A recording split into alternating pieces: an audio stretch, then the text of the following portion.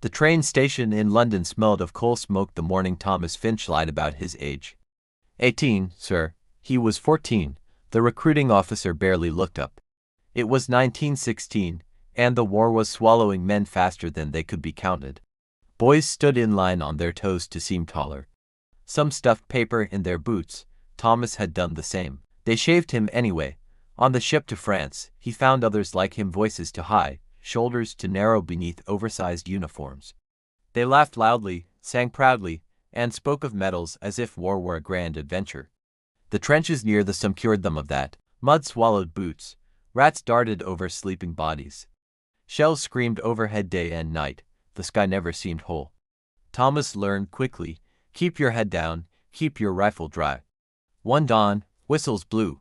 They climbed the ladders and ran into smoke and thunder. Thomas did not feel brave, only carried forward by fear and momentum. Boys fell around him. One moment they were shouting.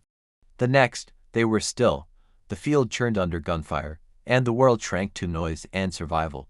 Later, curled in a trench, Thomas thought of his classroom in London, the neat maps, the arrows marking battles, the tidy dates written in chalk. No one had drawn the mud.